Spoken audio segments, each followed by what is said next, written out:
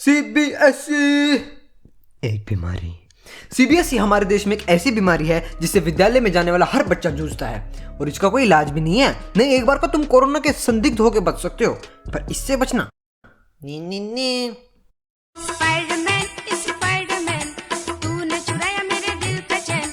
इस सब की शुरुआत होती है जब तुम पैदा होते हो। तुम्हारे पैदा होते ही तुम्हारे माँ बाप द्वारा तुम्हें गर्व भरी निगाहों से देखा जाता है और कहा जाता है मेरा बेटा डॉक्टर बनेगा, नहीं मेरा बेटा इंजीनियर बनेगा, डॉक्टर बनेगा, इंजीनियर बनेगा, doctor engineer, doctor engineer, doctor engineer बनेगा। समझ नहीं आता तेरे को? क्या बनेगा? मेरा बेटा डॉक्टर कम इंजीनियर बनेगा। हाँ मैं छापरी। अब तुम धीरे धीरे बड़े हो रहे हो। अब तुम्हें दुनियादारी के बारे में थोड़ा थोड़ा समझ आने लग गया है। अब तुम्हें पता लग चुका है कि रेखा और जया तुमसे नहीं पटेगी, तो इसलिए तुम सुषमा के पीछे भागते हो। लेकिन सुषमा और तुम्हारे बीच में खड़ा है उसका भाई, जिसका नाम है निर्मा। निर्मा से 76 बार पिटने के बाद तुम्हारा दुनिया से विश्वास उठ चुका है।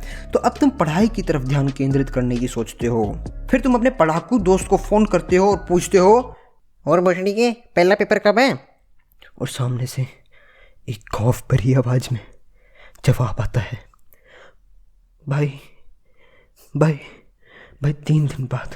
यह सुन के तुम्हारी रूह कांप उठती है। तुम्हारा मन करता है हार्पिक में पैरासीटामोल मिला के गटक जाऊं। और बकचोदी अभी खत्म नहीं होती। अब अगले 3 दिन यूट्यूब पे संडास महाराष्ट्र और विवेक बुमराह के मोटिवेशनल वीडियोस देख के गुजारे जाएंगे और फिर बोलेंगे काश एक दिन और मिल जाता, मैं पेपर फाड़ देता।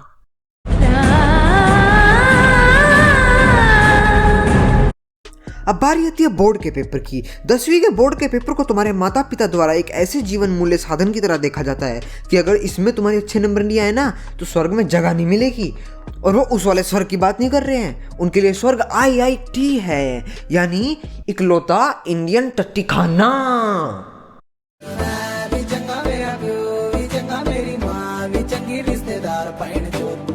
जब तुम 10वीं कक्षा में होते हो तो पता नहीं कौन से सूत्रों का इस्तेमाल करके तुम्हारे रिश्तेदारों को भी ये बात पता लग जाती है।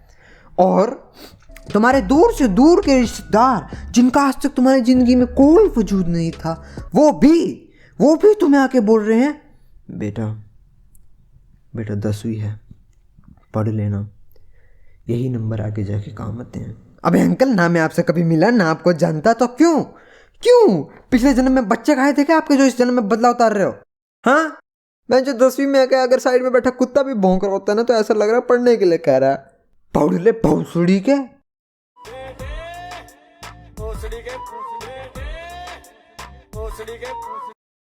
अब जब तुम इतनी लगन, इतनी परिश्रम, इतनी मेहनत, ओहो भैंचो खून पसीना मुंह देख करके कुछ नहीं करते हो, तब तुम्हारे माँ बाप तुमसे टॉप करने की उम्मीद लगा के बैठे हुए हैं। अरे मैं पेपर देने जा रहा था, मुझे इतनी दुआएं, इतना प्यार, इतना सब कुछ मिल रहा था, और वो भी ऐसा नहीं लग रहा था कि पेपर देने जा रहा हूँ, ऐसा लग रहा था कि भैंचो जंग लड़ने जा रहा हूँ। नहीं यार, सच में मम्मा पूछ रही है बेटा हमने सारी जिंदगी इस पल का इंतजार किया है, जा बेटा जा, हमारा नाम रोशन करा बेटा। और पीछे से पापा पूछ रहे हैं कि पेन ले लिया कि नहीं ले लिया, और लग रहा है पूछ रहे हैं बेटा तलवार तो ले ली ना, भूल मत जाना, कोई दोस्त तुम्हारे काम नहीं आएगा, सारे दोस्त हरामी होते हैं, ये जंग तुम्हें अकेले लड़नी पड़ेगी, चला जा बेटा, चला जा। भोसड़ी के कट्टा मेरे हाथ में, चलो यार साथ में, कट्टा मेरे हाथ में, चलो यार साथ में। पिछले साल यानी 2020 में सीबीएसई ने स्पेशली मेरे लिए कुछ अमेंडमेंट्स की थी। तो उनमें सबसे पहले था जो पेपर 35 साल से मार्च में होते आ रहे हैं वो स्पेशली मेरे लिए फेब में होंगे। खास मेरे लिए इन्होंने 20 नंबर के MCQ डाले और पर्सनल प्रॉब्लम्स की वजह से असर्शन रीजनिंग भी डाल दी। मैंने ये सब सहन कर लिया था, लेकिन मेरी असली गांड तो तब सुलगी जब मैंने 2021 के बोर्ड के बच्चों को देखा। सबसे पहले तो उनका सिलेबस कट हुआ, मैं कहा कोई नहीं, फिर उनके पेपर मई में कर दिए, मैं कहा ठीक है, फिर भैंचो पेपर ही काट दिए। ये क्या चुदाब चल रहा है भैंचो, ये CBSE है बोर्ड, 35 साल से आज तक कट नहीं हुआ, और सिर्फ मेरे लिए अब मेरे खत्म होते ही अगले साल वालों के पेपर काट दिए। ये क्या रेसिज्म है? मुझे ऐसा लग रहा था कि सीबीएसई को पर्सनली मेरे से दिक्कत है, लेकिन फिर एक दिन में 36 घंटे सोचने के बाद मैं इस कंक्लूजन पे पहुंचा कि इस काली दुनिया का काला सच है। ए बिक गई है गवर्नमेंट, अब गवर्नमेंट में कुछ नहीं है। ए सीबीएसई वाले बहन चो सारे मिलके हमको पागल बना रहे हैं, मादर चौथ के बच्चे। क्या घंटी में बजाऊं क्या, शॉट में लगाऊं क्या, बुल्लटियां क्या। तो कंक्लूजन में क्या निकलता है? कंक्लूजन में निकलता है कि तुम्हारी औकात तुम्हारी क्लास के साथ साथ नीचे आती रहती है।